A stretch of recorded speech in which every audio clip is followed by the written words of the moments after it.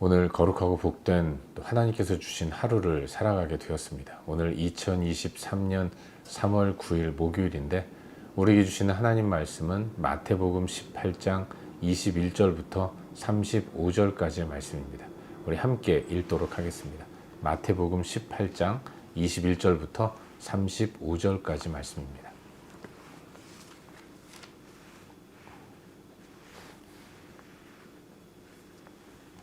우리 한 목소리로 함께 읽도록 하겠습니다. 그때 베드로가 나와 이르되 주여 형제가 내게 죄를 범하면 몇 번이나 용서하여 주리이까 7번까지 하오리이까. 예수께서 이르시되 내게 이르노니 7번뿐 아니라 7번을 70번까지라도 할지니라. 그러므로 천국은 그 종들과 결산하려 하던 어떤 임금과 같으니 결산할 때에 10,000달란트 빚진 자 하나를 데려오매 갚을 것이 없는지라. 주인이 명하여 그 몸과 아내와 자식들과 모든 소유를 다 팔아 갚게 하라 하니 그 종이 엎드려 절하며 이르되 내게 참으소서 다 갚으리이다 하거늘 그 종의 주인이 불쌍히 여겨 놓아 보내며 그 빚을 탕감하여 주었더니 그 종이 나가서 자기에게 100데나리온 빚진 동료 한 사람을 만나 붙들어 목을 잡고 이르되 빚을 갚으라 하매 그 동료가 엎드려 간구하여 이르되 나에게 참아주소서 갚으리이다 하되 허락하지 아니하고 이에 가서 그가 빚을 갚도록 오게 가두거늘 그 동료들이 그것을 보고 몹시 딱하게 여겨 주인에게 가서 그 일을 다 알리니 이에 주인이 그를 불러다가 말하되 악한 종아 내가 빌기에 내가 내 빚을 전부 탕감하여 주었거늘 내가 너를 불쌍히 여긴 것 같이 너도 내 동료를 불쌍히 여김이 마땅하지 아니하냐 하고 주인이 노하여 그 빚을 다 갚도록 그를 옥졸들에게 넘기니라.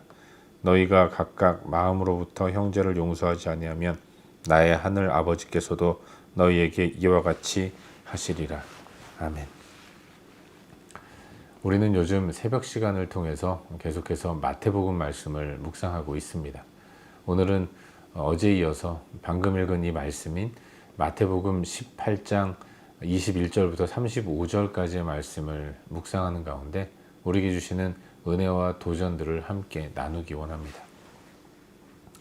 어제 묵상한 본문이 죄를 범한 형제를 어떻게 대해야 하는가, 이것에 대한 우리 예수님의 가르침이었다면 오늘 본문은 피해를 입은 형제는 어떤 태도를 가져야 하는가, 이것에 대해서 말씀하고 있는 것입니다. 죄 범한 형제, 그에 대해서는 긍휼과 사랑으로 돌이킬 때까지 권면하고 또 권면해야 한다는 것을 말씀하고 있죠. 그렇다면 피해를 입은 형제에게는 무엇이 요구되는가? 그것은 우리 예수님의 가르침을 보면 용서였다는 것을 알 수 있습니다. 우리는 피해를 입은 그런 사람으로서 피해를 준 사람을 용서하고 또 용서하는 그런 삶을 살아야 한다는 것, 그걸 주님이 제자들에게 가르쳐주고 계신 것입니다. 죄범한 형제에 대해서 예수님은 돌이킬 때까지 권면하도록, 권면을 아끼지 않도록 말씀하셨습니다. 그래서 베드로는 예수님께 질문한 거예요. 그의 용서에 대해서 7번까지 하면 되겠습니까? 라고 묻는 것이죠. 보통의 일반적인 상식선에서의 용서는 한 3번 정도까지 허용되는 것 같습니다. 우리도 그런 말 종종 하지 않습니까? 3, 4번이다. 이렇게 얘기를 하는 거죠. 그런가 하면 삼진 아웃 제도, 이런 것들도 종종 이야기하는데, 당시 유대 랍비들도 사람들에게 또 제자들에게 가르칠 때 용서에 대해서는 3번까지는 그냥 참아줘라, 이런 가르침을 주었던 것이죠. 그런데 베드로는 무려 7번까지 하겠습니다 라고 이야기를 하는 거예요. 예수님, 제가 한 7번 정도 용서하면 되겠습니까? 이렇게 얘기하는 거죠. 베드로는 이 이야기를 하면서 예수님께 칭찬을 기대했을 것입니다. 그도 그럴 것이, 여러분, 이 베드로의 7번까지라고 말할 때 이것은 인간이 실현할 수 있는 가능성이 전혀 없는 그런 숫자이기 때문에 그런 거예요. 유대인들에게는 숫자에 대해서 어떤 코드를 부여하는 일들이 많이 있었는데, 이 7이라는 숫자는 완전수이면서 동시에 신의 수라고 인식을 했던 것입니다.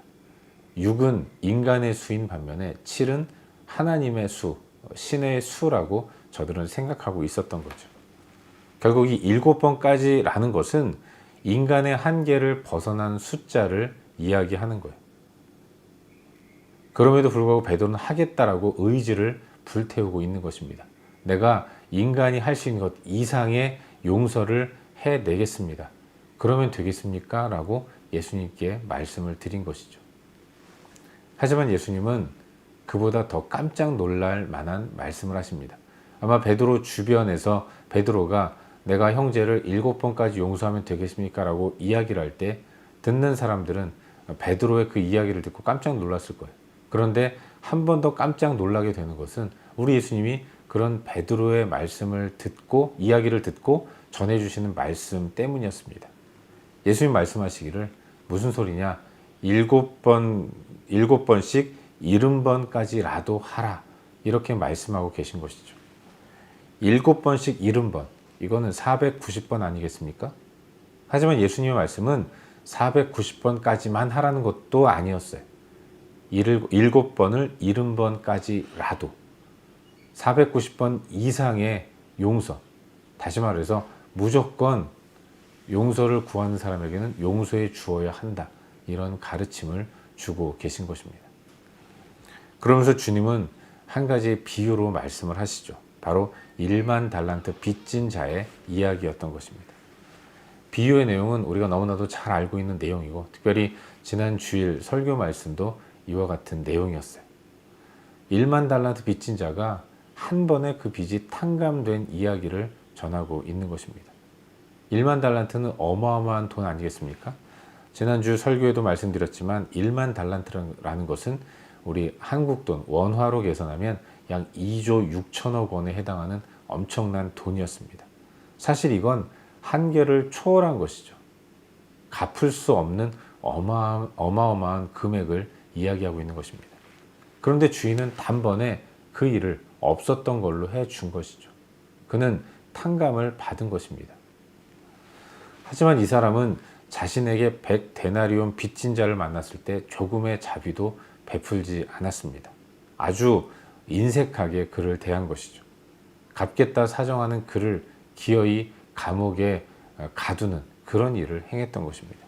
100데나리온은 원화로 계산하면 약 1,800만 원 정도에 해당하는 금액인데 2조 6천억 원을 탕감받은 사람이 1,800만 원 안 갚는다고 그를 감옥에 가두는 이런 인색한 모습을 보였던 것입니다. 누가 보더라도 눈살을 찌푸리게 할 만한 그런 지나친 처사였던 거죠. 결국 이 일이 임금의 귀에 들어갔고 이 사람은 그 빚을 다 갚도록 옥졸들에게 붙들려서 감옥에 들어가게 되었다는 것을 비유로 말씀해 주고 계신 것입니다. 예수님이 이야기를 통해서 너희가 용서받은 사람이니 용서하는 것이 마땅하다라는 가르침을 주고 계신 것입니다. 이것이 오늘 우리가 함께 묵상하고 있는 본문의 전반적인 내용이죠. 그리고 오늘 이 말씀 가운데서 두 가지 정도를 함께 살펴보는 가운데 우리에게 주시는 기도 제목으로 삼고 함께 기도하기를 원합니다. 먼저 오늘 본문 가운데서 우리 다 같이 24절 말씀을 함께 읽도록 하겠습니다. 24절입니다. 함께 읽겠습니다. 시작. 결산할 때에 10,000달란트 빚진 자 하나를 데려오매. 아멘. 여러분 오늘 본문 말씀은 용서에 대한 가르침입니다. 우리 주님은 용서에 대한 가르침을 주시면서 우리의 모습을 분명하게 인식하도록 말씀해주고 계신 거예요. 요즘 젊은 사람들이 종종 우스갯소리로 사용하는 용어 가운데 하나가 현타라는 것이 있습니다. 현타. 현실을 제대로 파악했을 때 오는 충격을 뜻하는 그런 표현인 거죠. 예수님은 베드로에게 현타가 올 만한 그런 엄청난 말씀을 해주고 계신 것입니다. 여러분 베드로는 뭐라고 얘기하고 있습니까? 예수님 앞에서 주님 용서를 그렇게 말씀하시는데 내가 한 7번까지 용서하면 되겠습니까? 이렇게 얘기하고 있는 거예요. 베드로는 자기 자신을 용서할 수 있는 사람으로 인식하고 있었던 것입니다. 자신은 용서할 수 있는 사람이고 더 나아가서 7번까지라도 용서할 수 있는 사람으로 자기 자신을 인식하고 있었던 거죠. 하지만 예수님은 어림없는 소리 하지 말아라. 그렇게 말씀하시는 거예요. 이 말씀은 7번까지 하는 것, 그 이상을 해야 한다 라는 말씀이기 이전에 그 내면에는 한마디로 네 주제를 알아라 라는 것이었습니다. 너는 결코 용서할 수 없는 존재다.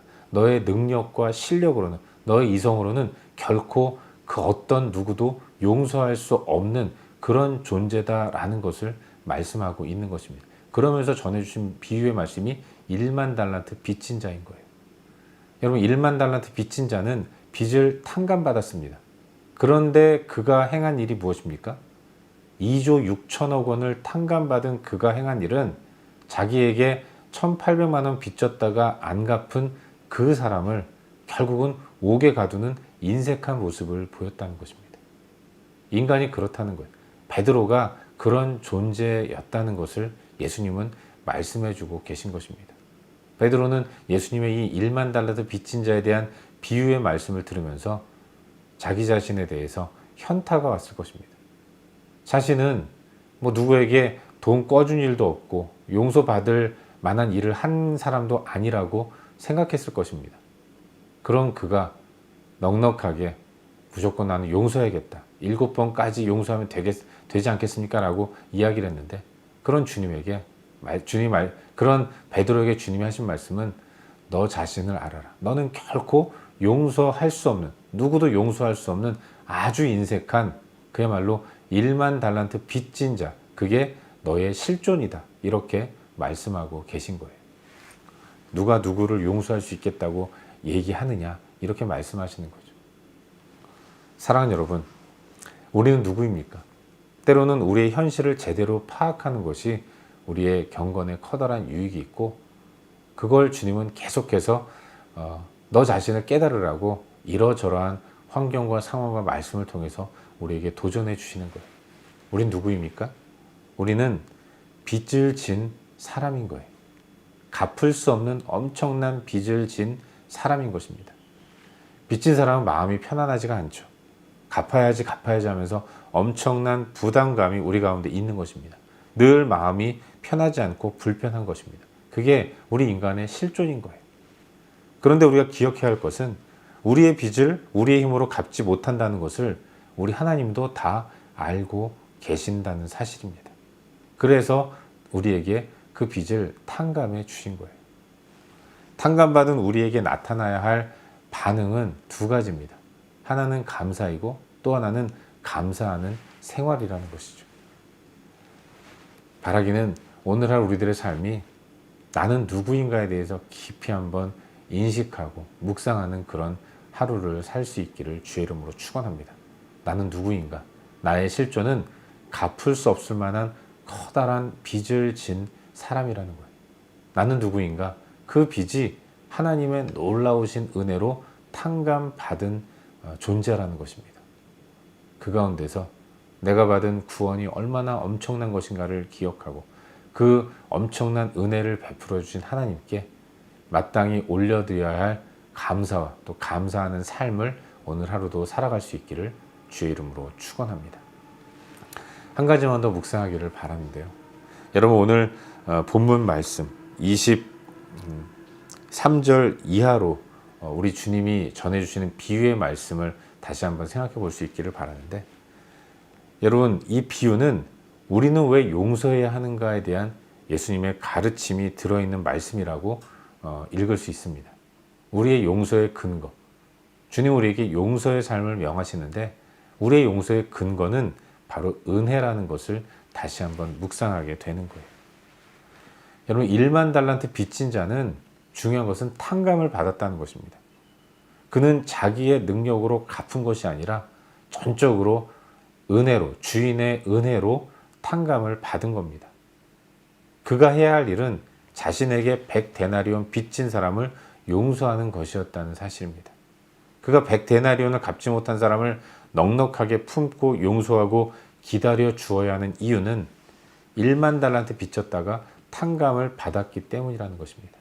엄청난 은혜를 경험했기 때문에 용서하고 받아주고 품어줄 수 있는 능력이 우로부터 주어짐을 받았다는 것, 하나님으로부터 받았다는 것을 우리는 기억해야 하는 것입니다.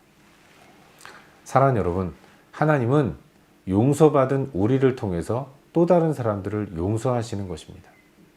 하나님은 먼저 용서받은 사람을 통해서 용서가 필요한 사람에게 하나님 당신의 용서를 전해주시는 분이라는 것을 잊지 말아야 합니다. 우리 하나님은 나눔을 통해서 평균케 하시는 분이라는 것을 잊지 말고 살아야 하는 것입니다. 하나님은 우리에게 나눌 수 있도록 많은 것을 베풀어 주십니다. 그럼에도 불구하고 받은 것을 끌어안고 나만 가지고 있고 그렇게 살아가는 것은 결코 하나님의 뜻이 아니라는 것을 우리는 기억해야 하는 것입니다. 우스갯소리로 이 배달 사고라는 이야기를 하지 않습니까? 누구 전해주라고 주었는데 그걸 전해주지 않고 자기가 갖는 것, 그걸 배달 사고라고 이야기를 해요. 우리가 하나님 앞에서 이런 배달 사고를 계속해서 행한다면 우리는 오늘 본문에 나오는 1만 달란트 빚졌다가 인색함으로 100데나리온 빚진 사람에게 자비를 베풀지 않은 그런 그가 감옥에 가는 이런 엄청난 페널티를 받은 것처럼 우리도 하나님께서 계속 자극하셔서 어떤 일을 행하실지는 모르는 것 아니겠습니까? 그런 일이 있기 전에 내가 얼마나 큰 은혜를 받았는가를 기억하고 그 은혜를 하나님이 왜 주셨는가를 깊이 묵상하는 가운데 받은 대로 돌려주는, 나누는 그런 모습이 우리 가운데 있기를 바랍니다. 주님은 절대로 아무것도 주시지 않고 우리에게 이와 같은 삶을 살라라고 명령하시지 않으세요. 하나님은 명령하신 것들을 충분히 감당할 수 있도록 매 순간 우리에게 은혜를 베풀어 주시는 분이십니다. 그렇기 때문에 우리는 늘 주의 은혜를 깊이 묵상하고 받은 은혜대로 행하는 그런 삶이 우리 가운데 있어야 할 줄로 믿습니다. 바라기는 오늘 하루 우리들의 삶이 내가 받은 은혜를 깊이 묵상하고 하나님 앞에서 베푸신 은혜가 왜 주어졌는가를 묵상하는 가운데 받은 대로 나누는 그런 복된 삶, 받은 대로 나눠주는 그런 하나님의 뜻을 이루어가는 복된 삶을 사는 우리 모두가 될 수 있기를 주의 이름으로 축원합니다. 기도하겠습니다. 함께 기도할 때 오늘 주신 말씀 붙들고 기도하기로 하는데요. 하나님, 오늘도 우리의 삶 가운데서 진정 내가 받은 은혜를 깊이 묵상할 수 있도록 도와주시옵소서. 내가 어떤 존재인가? 나는 1만 달란트 빚진 자였고 그런데 탕감받은 존재임을 기억하는 가운데 그 은혜를 기억하며 은혜를 나누는 복된 삶을 살 수 있도록 하나님 나를 붙들어 주시고 나를 인도하여 주시옵소서. 오늘 주신 말씀 붙들고 함께 기도하기로 합니다. 또한 우리의 중보가 필요한 영역들을 위해 기도하기를 바라요. 슬픔을 당한 자들을 위로하는 삶을 살게 하여 주시옵소서. 특별히 나의 기도가 간절히 필요한 또 환우들, 또 진로 때문에, 또 사업 때문에 가정의 문제나 신분의 문제, 여러 가지 문제로 고민하는 분들, 하나님 그들을 위로하시며 그들의 길을 열어달라고 기도하시고 그 외에 여러 중보할 영역들을 위해 기도하신 이후에 각자 개인적인 기도 제목 가지고 기도하시다가 일상의 삶의 자리로 나아가도록 하겠습니다. 함께 기도합시다.